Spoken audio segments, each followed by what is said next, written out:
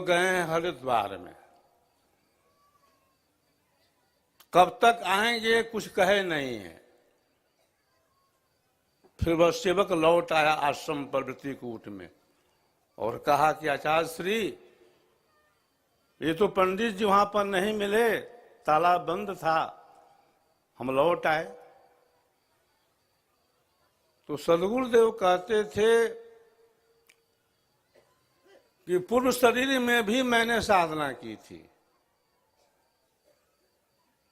पूर्व शरीर में भी हमने लिखा था साहित्य, उसकी जो पूर्णता है इस शरीर से हुई है। सदगुरुदेव का जो कुल है वह ऋषि कुल है। इस कुल में समय समय से अनेक संत, अनेक ऋषि, अनेक महर्षि समय समय से अवतरित हुए हैं। सदगुरुदेव के पूर्वज बाबा लालजी राव थे, जो अपने समय के प्रख्यात महात्मा थे। उनकी शक्ति विशेष आध्यात्मिक ऊर्जा से भरी हुई थी। वे शिष्यों के अंदर कंपन करा देते थे, चेतना को ऊर्ध्व कर देते थे।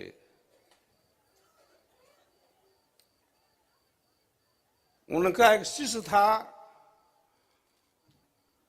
जिसका नाम था अभिराम राय। उसके सिर पर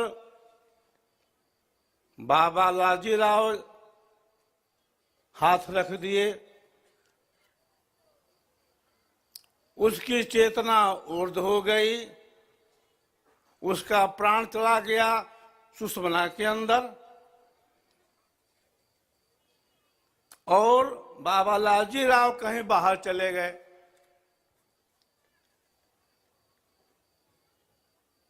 जब वापस आए तो पूछे कि अभिराम कहाँ है,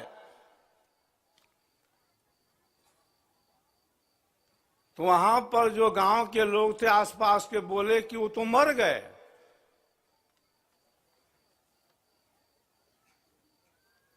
बाबा लालजी राव बहुत दुखित हुए, कहे कि तुम लोगों ने बहुत बड़ी गलती कर दी है। वो मरे कहाँ थे? उनका जो प्राण था चला गया था सुषुम्ना में। तुम लोगों ने महान गलती की है। तो बाबा लालजी राव अपने समय के पूर्ण योगी थे, सिद्ध पुरुष थे। उसी परंपरा में छठी पीढ़ी में सदगुरु सदाफल देव जी महाराज का अवतरण हुआ है। बाबा लालजी राव जी के बाद बाबा जीवन राम हुए, बाबा लोटन राव हुए, रामचरित्र राव हुए, हनुमान राव हुए, जिनको स्वामी जी ने नाम लिख रखा था बाबा स्कम मुनि, जो स्वामी जी के पिताश्री थे। तो बाबा लालजी राव की छठी पीढ़ी में सदगुरु सदाफल देव जी महाराज का अवतरण हुआ। संवत 1945 में 1888 में सदगुरुदेव का अवतरण हुआ है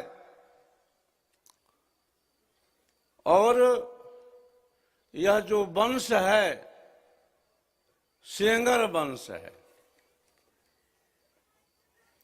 सेंगर वंश ऋषि वंश है।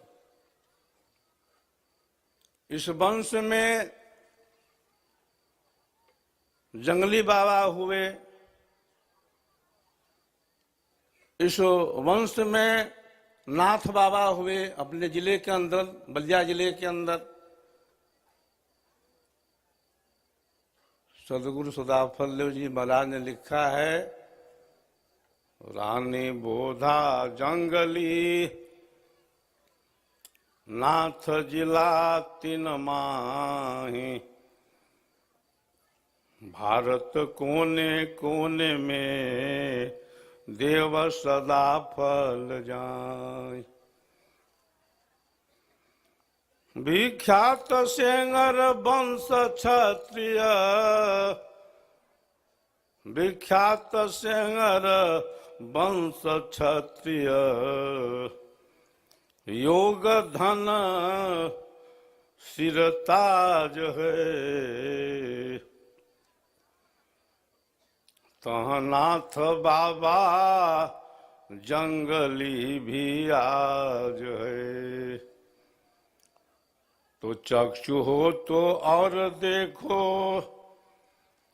चक्षु हो तो और देखो, विश्व गुरु सेंगर बने। अर्जन सदा फल चरण लोटहि, वेद वेता।